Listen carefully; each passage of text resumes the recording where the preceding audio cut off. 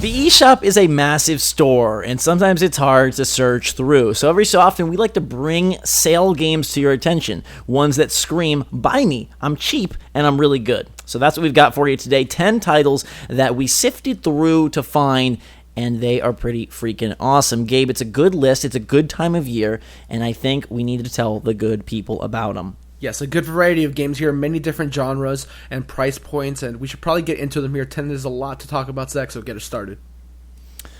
Golf Story. Let me tell you a story about golf. It's $9.89 on the eShop from $14.99. This is a fantastic game that is good even if you don't like the sport. Now, I think it's fully worth the price at $14.99, but $9.89, first of all, 989 Sports is a very, shout out to them as a very forgotten sports developer, but it's totally a great get there. And coming out about 13 months ago, I wonder if this one has kind of been forgotten at this point for some newer Switch owners. Zach, I have never held a club in my hand, and I still found enjoyment in Golf Story. The RPG elements in this story that they have going on here, it absolutely is worth the asking price, and the sale here makes it even more worth it. Like you said, it was released some time ago, so maybe some late adopters to the Nintendo Switch haven't had a chance to try it out for themselves quite yet. This is the perfect time to do so. This is probably like one of my favorite games on the list.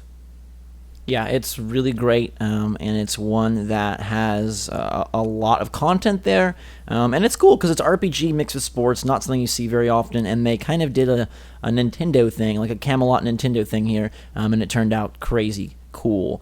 If you want to be even crazier, you could get Outlast Bundle of Terra, which is $12.49, half off from the $25 price point it normally sits at, and this is a good bundle because it could have been a bad bundle, but instead it's Outlast and it's DLC because, as Gabe knows, staying away from the sequel is something we suggest everyone does. Yeah, I don't like Outlast 2 at all. Outlast 1, it's way more fun. It's almost as fun as trying to figure out why Zach calls Terra, but that's a conversation for another time.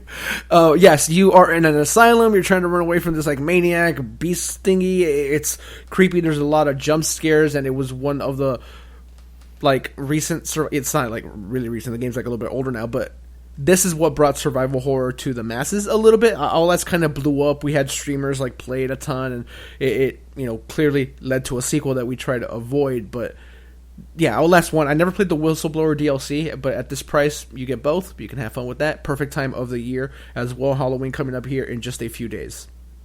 Absolutely, and yeah, I think it's fun on Switch, like taking that on the go. It's kind of a unique opportunity to do something spooky. Yoku's Island Express is where I want to roll to next.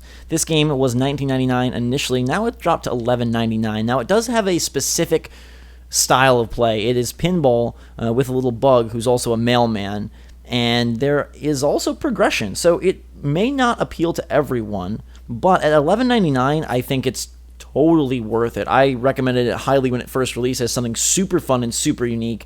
It does get a little tiresome towards the end, I've heard, but with boss battles and beautiful art, I think you got to give it a go at $12. The mixture of the pinball genre and the Metroidvania genre all in one, it's appealing to me. And when the game originally came out, we saw a lot of previews of big publications saying that this is like amazing. This game needs to be played. And sure enough, once you get your hands on it, you see that, hey, it's a little bit of a kooky idea, but it totally works.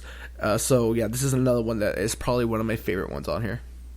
Absolutely. Another favorite of Gabe's would be Oxenfree, which has a huge sale, and it's been in sale frequently, but we'll point it out again. $4.99 from $20. This is a narrative-driven adventure, a supernatural adventure about friends who open a ghostly rift and then go on quite the adventure. Yes, this reminds me of R.I.P. Telltale a little bit, but the story is a little bit more sizable. You know that it's not episodic this time, and you're going to get to experience the whole story in one go. The characters and their interactions with each other, relationships they have is very, very cool. The whole like paranormal aspect of it like kind of wasn't my favorite, but just the way all the characters like bond and get through these like situations is awesome. The gameplay is super simple. You're just like walking and doing dialogue, and the choices don't really have any consequence, but the story that they're telling here, the atmosphere and the small town, or it's an island, it's not even a town that it takes place in, I thought it was a really good time.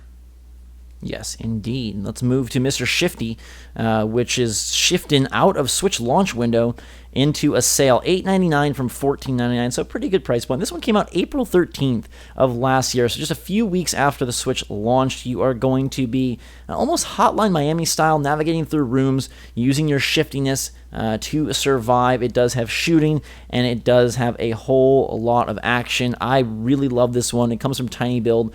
And it may be their best game on the platform.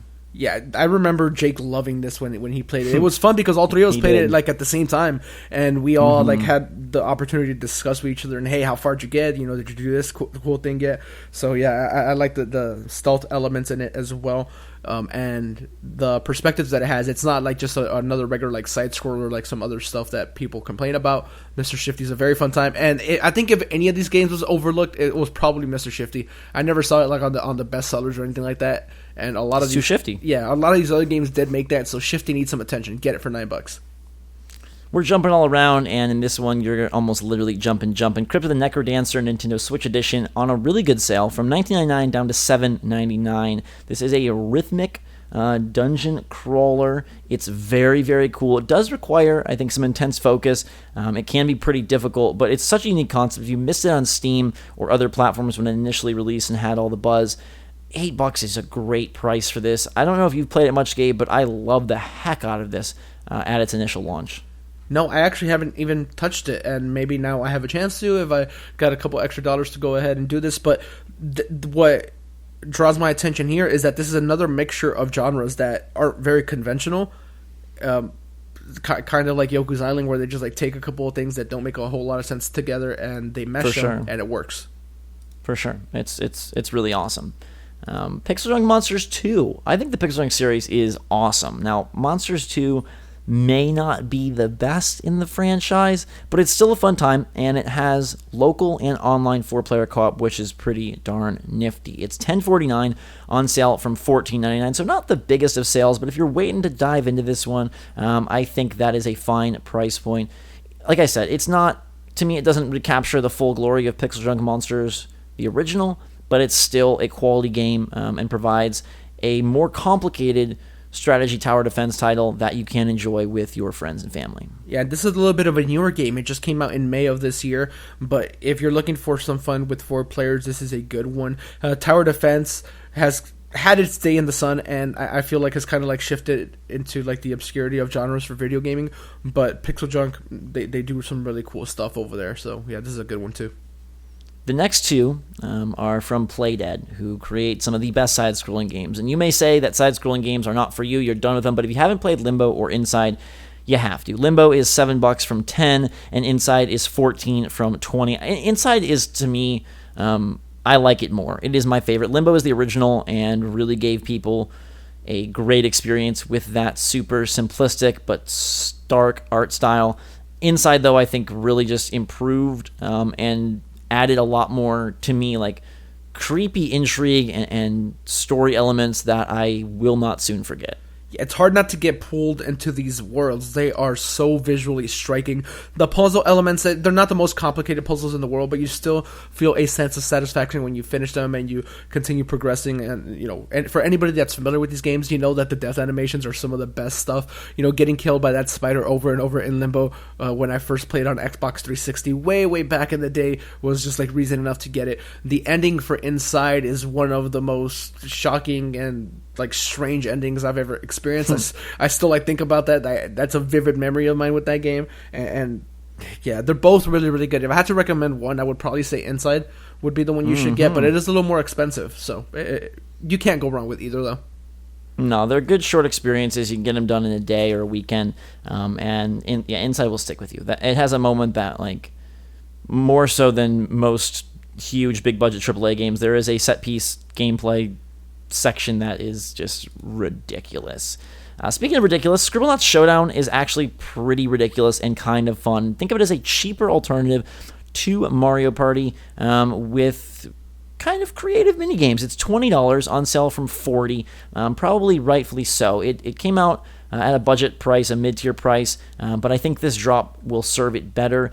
It has the ability to sort of type in whatever you're thinking of for these mini games, which I found to be fun, and it does skew a little bit younger. I played it with my family, my younger brothers, my mom even got into it, and it's not gonna give you like some glorious experience, but if you're sour on Mario Party and just wanting something different, it's actually pretty cool, and it has more of a board game, card game feel to the movement, and then not a lot of mini games. There's 25 or so.